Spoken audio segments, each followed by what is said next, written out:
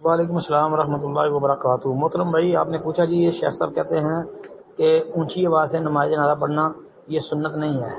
اچھا جی محترم بھائی، بات یہ ہے کہ ویڈیو کلپ تو میں نے سنا نہیں، اور اوپر لکھا نظر بھی آ رہا ہے اور آپ نے پوچھ بھی لیا ہے کہ اونچی آواز سے نماز جنازہ خلاف سنت ہے، مفتی اعظم سعودی عرب شیخ صالح الفوزان۔ اچھا جی حافظ اللہ۔ بات یہ ہے کہ بھائی ہماری تحقیق میں اونچی آواز سے جنازہ پڑھنا بھی درست ہے اور آہستہ پڑھنا بھی درست ہے، یعنی سرن اور جہرن دونوں طرح درست ہے جی۔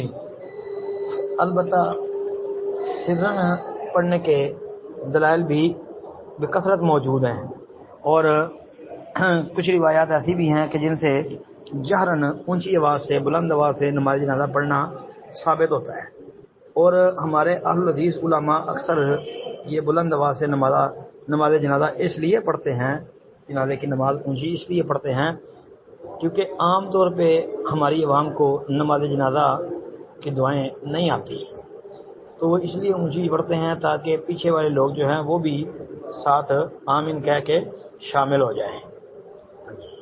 تو اس پر میرا مضمون بھی تھا، وہ تو فی الحال مفقود ہے، البتہ میرا اس پر تفصیلی جواب بھی موجود ہے، ایڈمن صاحب انشاءاللہ وہ آپ کو سینڈ کر دیں گے۔ السلام علیکم ورحمۃ اللہ وبرکاتہ۔ السلام علیکم ورحمۃ اللہ۔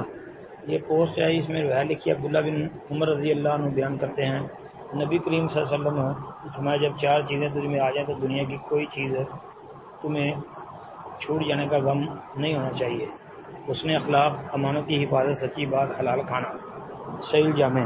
یہ شیخ البانی رحمۃ اللہ علیہ نے اس روایت کے اوپر 733 نمبر حدیث ہے سلسلہ صحیحہ کی، اس پر بڑا خوبصورت تبصرہ فرمایا ہے، اس کی طرف رجوع کر لیں۔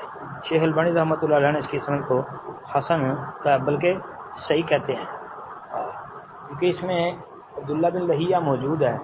اب عبداللہ بن لہیہ کی روایت عبداللہ بن وہب وغیرہ سے وہ تو ٹھیک ہوتی ہے نا، باقی جس طرح کہتے ہیں بادلہ سے روایت صحیح ہوتی ہے، باقی یہ والی جو روایت ہے شیخ البانی رحمۃ اللہ علیہ نے اس پر خوبصورت تبصرہ کیا، اور شیخ البانی رحمۃ اللہ علیہ کے نزدیک یہ ٹھیک ہے، ثابت ہے۔ السلام علیکم۔